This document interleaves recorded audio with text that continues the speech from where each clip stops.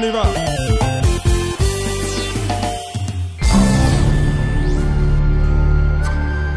Il y a 20 ans, la Côte d'Ivoire remportait sa première Coupe d'Afrique des Nations de football au Sénégal. Depuis, les éléphants courent après un second titre continental qui semble les fuir. À une semaine du début de la 28e CAN, nous sommes retournés sur les traces de ce premier sacre avec l'un des artisans, le sélectionneur Martial Yeo.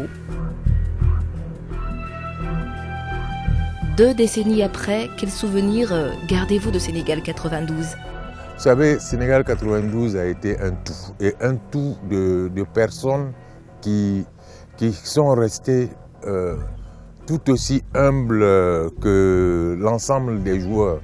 Je peux vous donner l'exemple de Sidi Diallo qui faisait la pédicure des joueurs, qui enlevait les corps des pieds des joueurs. En plus, vous rentrez dans notre infirmerie à Dakar. Quand le ministre vient, qui rentre dans l'infirmerie, vous le voyez taper sur les joueurs, il tourne. Quand on vous dit que c'est le ministre qui est là, vous ne croyez pas, il s'amuse avec les joueurs et les joueurs s'amusent avec lui. Vraiment, tout le monde faisait un tour de genre petit copain. Il n'y avait pas de tabou entre nous. Monsieur le ministre, de quels moyens disposiez-vous à l'époque ? En tout et pour tout, je voulais vous dire que pour la préparation et même la finition de la Coupe, on avait un budget de 220 millions, ce qui n'était rien par rapport aux moyens développés ces temps-ci. Mais c'est parce que nous-mêmes, nous étions de la famille sportive. J'ai été président de la FIF. Heureusement ou malheureusement, j'ai été nommé 3 mois après ministre. Et justement, on est tombé dans l'enchaînement de la Coupe d'Afrique. On est restés tous dans le milieu. Et tout le monde était... On était du même bord, Dieng, Sidi Diallo qui était président de l'équipe nationale. C'était vraiment des sportifs. C'était l'affaire des sportifs. Et j'ai dû laisser ma touche de ministre pour prendre celle de dirigeant sportif. C'était un tout. C'est ce qui a fait que, malgré les maigres moyens et malgré les pronostics défavorables, on a pu prendre cette fameuse coupe. On a toujours parlé pratiquement sans parler d'argent. C'est la motivation. Et je me souviens, le jour de la finale, le ministre a demandé aux joueurs: est-ce que vous voulez beaucoup d'argent? Parce que si vous gagnez la coupe, Oufoué va vous donner beaucoup d'argent. Ils ont dit: nous voulons gagner la coupe pour notre entraîneur. Et Dibi m'a dit: regarde ma main, j'ai la chair de poule. Parce que les joueurs ont joué pour des gens, pour d'abord quelqu'un qui les regarde sur le banc de touche. Et à travers ce quelqu'un, ils savent qu'il y a d'autres encore à la tribune qui souffrent.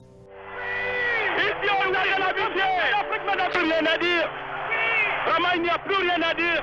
Allez, vous amenez Alain sous ce tir d'Anthony Bafoué. Comment êtes-vous arrivé à gérer toute cette campagne?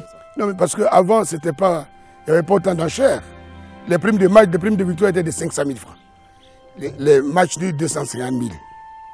Et voilà. Et puis quand vous perdez, effectivement, rien du tout. Mais il y avait un homme qui s'appelait Oufoué Boigny.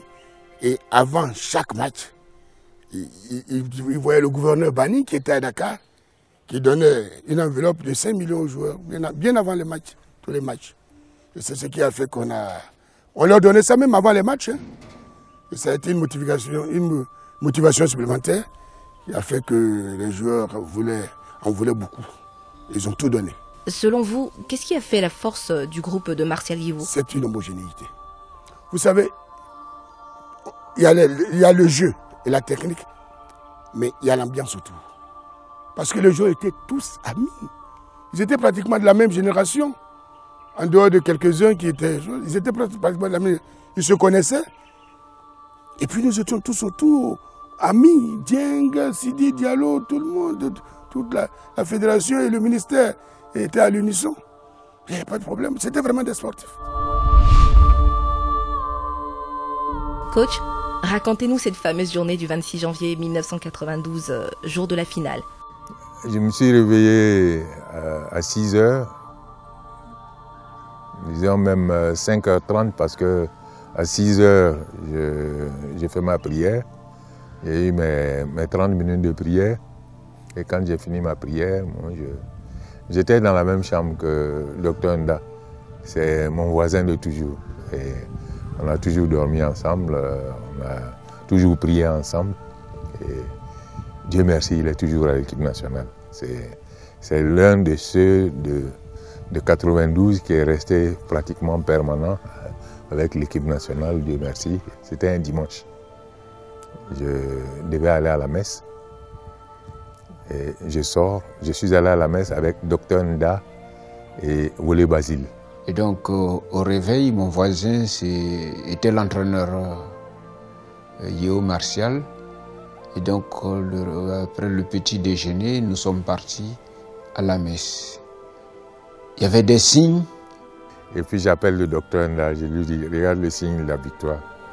C'était écrit sur le panneau en jaune. Aujourd'hui, c'est la fête de Notre-Dame de la Victoire. Et ça m'a donné beaucoup plus de confiance et j'étais sûr.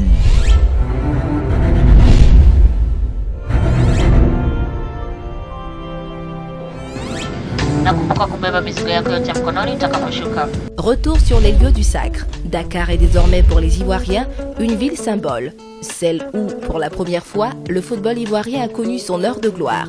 À la cathédrale, les souvenirs de Yeo sont encore intacts. C'est ici qu'était la pancarte où c'était écrit « Aujourd'hui, c'est la fête de Notre-Dame de la Victoire ».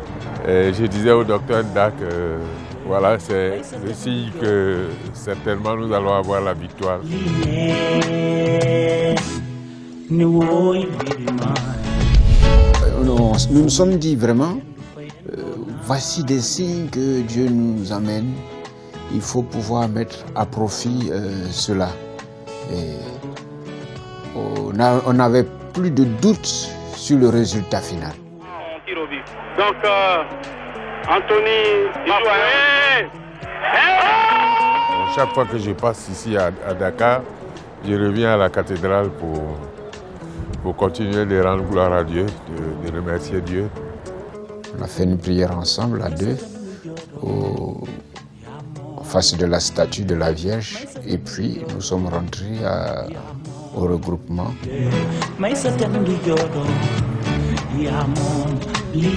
D'ici, on est retourné à l'hôtel, et puis bon, c'est dans l'après-midi que nous sommes allés faire la conférence d'avant-match par rapport aux joueurs, conférence technique d'avant-match. Dans l'après-midi, nous sommes allés au stade de l'Amitié de Dakar. Au stade Léopold Sédar Senghor, chaque fait de la finale revient au sélectionneur comme si c'était hier. Le Ghana était de ce côté, et puis nous on était ici. Et nos vestiaires étaient par là. C'est la porte de nos vestiaires. On leur a demandé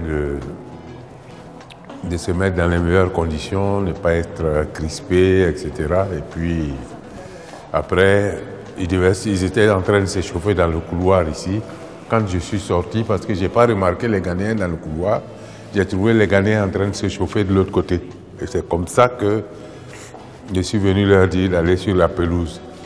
Et le commissaire au match a demandé à ce que je fasse rentrer les joueurs. J'ai dit, il n'est pas question, les Ghanéens se sont échauffés là, il faut que nous aussi, on s'échauffe. Et c'est comme ça, on s'est échauffé et puis on est rentré après.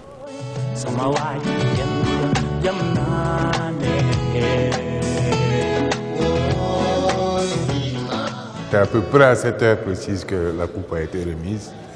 Et moi, je suis allé à la conférence de presse après.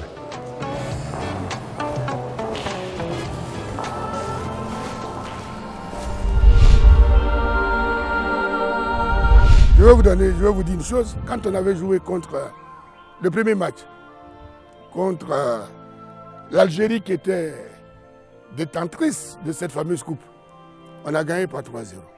On avait joué avec le maillot orange.